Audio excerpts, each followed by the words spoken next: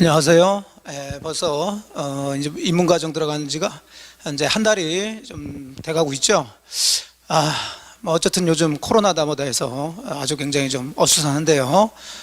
저는 지금 비대면입니다. 앞에 아무도 안 계시고 저 혼자 계속 지난번에 이제 강의를 했던 부분들을 중요한 부분 중심으로 해서 다시 짧게 촬영해서 올리는 거니까 오늘 마스크는 벗었습니다. 이해를 해주시고요.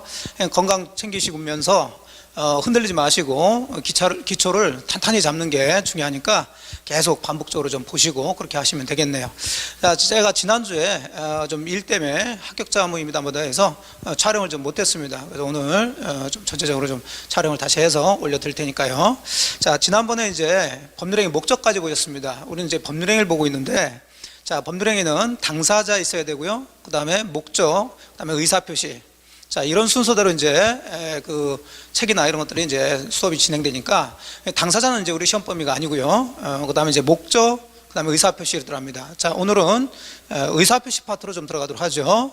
그럼 의사표시도 법률행위는 기본적으로 이제 비정상적이면서 예외적인 걸 이제 앞쪽에서 배우셔야 되니까 비정상적인 의사표시를 좀 보도록 하죠. 자, 배우셨던 거 다시 한번 확인하시는 거예요. 계속 말씀드리지만 어려운 게 아니라 처음 보다 보니까 생소할 뿐입니다.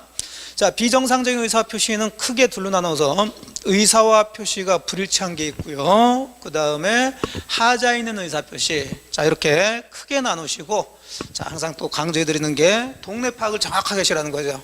본인이 지금 공부하는 것이 어느 쪽에 해당되는지.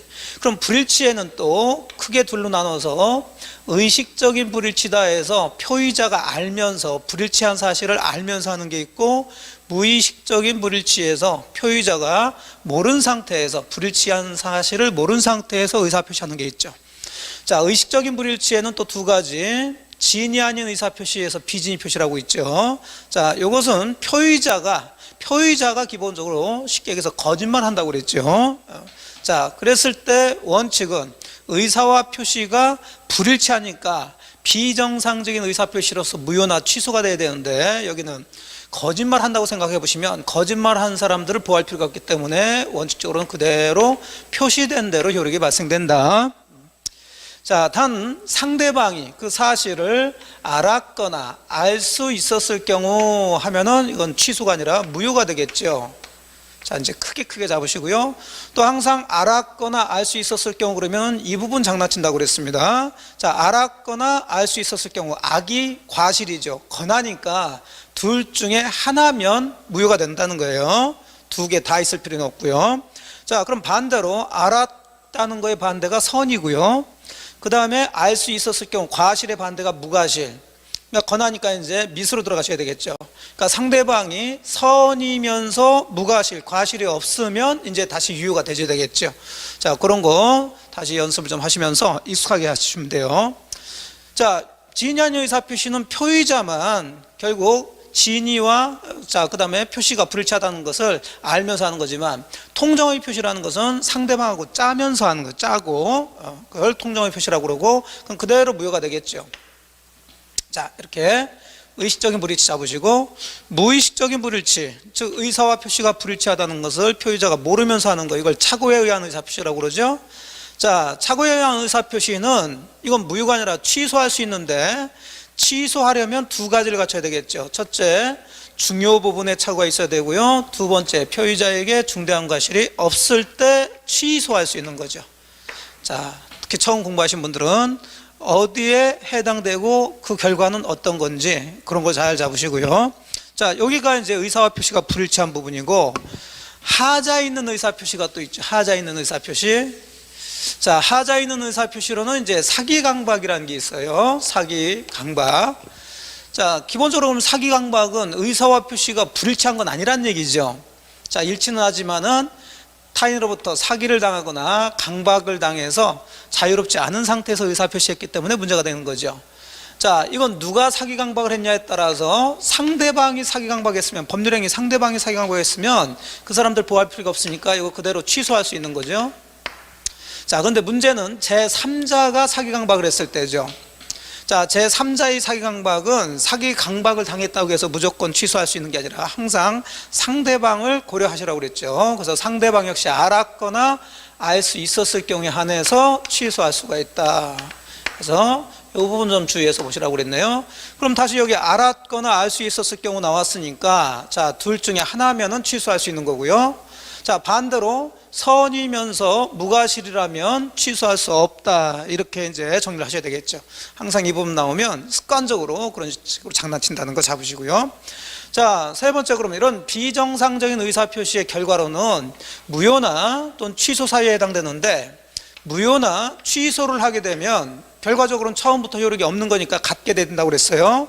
근데 이 무효 취소를 가지고 이것들은 전부 다 선의 제3자에게는 대항할 수가 없습니다. 그래서 이걸 상대적이라고 그러죠. 선의의 제3자에게는 대항할 수 없고요. 그러면 악의의 제3자에게는 대항할 수가 있다. 이렇게 들어가줘야 되겠죠. 좀 이따 이제 이 제3자에 대한 얘기를 다시 한번 확인할 테니까. 자, 일단 그렇게 해서 크게 제가 지난번에 그 도표에 법률행위의 성립요건, 효력요건 그 순서대로 들어가줘야 되니까, 어차피 공부하실 것은 기억을 하셔야 되니까 세부적으로 조금만 거 이렇게 보지 마시고 크게 잡아가지고 어디에 뭐가 속하고 있는지 그걸 보시게 되면 그 시험 문제를 푸실 때 굉장히 좀 간단하게 풀 수 있는 그런 방법들이 있다는 거죠. 자, 그러면 비정상적인 의사표시의 체계를 잡았으니까, 자, 여기에 해당되는 내용들 기출문제 몇 가지 좀 풀어보죠. 물론 뭐 깊이 들어가게 되면 내용들이 많아요. 근데 지금부터 아무 깊이 들어가지 마시고 이런 틀을 좀 잡으시라는 거죠. 자, 한번 볼까요? 기출지문에서. 자, 1번 같은 지문은 성립 과정에서 강박이라는 불법적 방법이 사용된 데 불과한 법률행위는, 자, 키워드가 강박이란 말이에요. 그러면 이 강박은 아까 보신 것처럼 비정상적인 의사표시가 비정상적이라서 취소 사유에 해당되는 거지 반사회질서 법률행위에 해당되지는 않는 거죠. 그래서 이건 틀린 얘기가 되는 거겠죠. 자, 반사회질서 행위는 이제 법률행위 목적과 관련해서 문제가 되는 거, 사회적 타당성이 없는 거고요. 강박은 의사표시에서 문제가 생기는 거니까 전혀 말 그대로 동네가 다른 얘기죠. 자, 그러니까 이게 무슨 뜻인지 이런 것을 보지 않는다 하더라도, 자, 이런 것만 잘 구별하시게 되면 요게 요거일 수는 없죠. 그런 식으로 자꾸 들어가시라는 거고.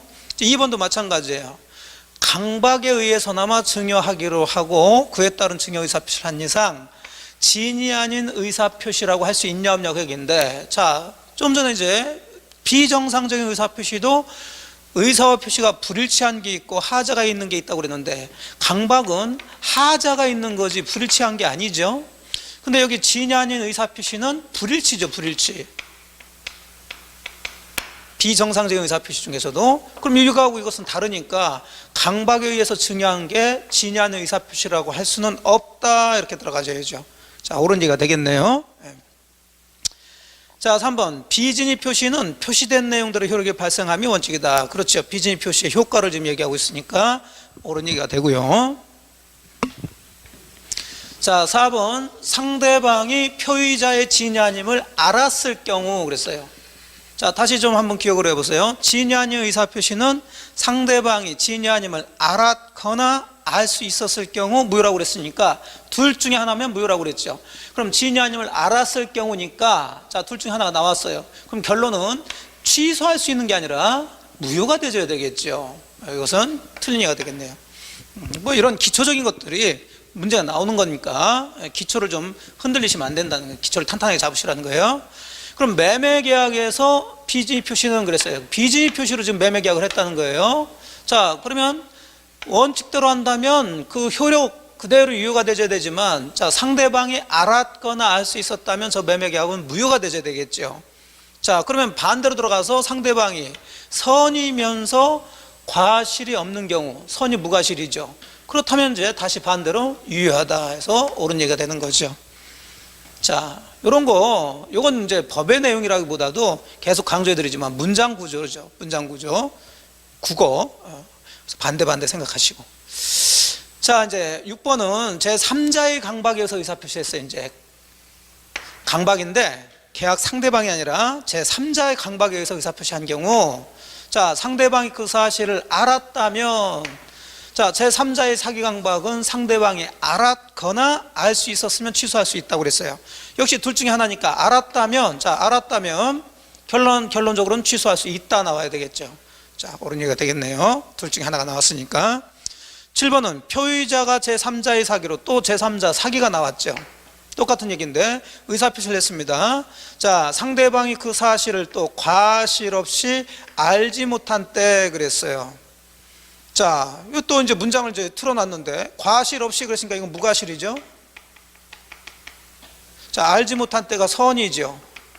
결국 선이 무과실이라는 얘기니까 자, 알았거나 알 수 있었다면의 반대가 되는 거죠. 그러면 알았거나 알 수 있었으면 취소인데 그 반대 상대방이 선이 무과실이라면 취소할 수 없다로 나와야 되겠네요. 그래서 이놈이 틀린 얘기가 되겠죠.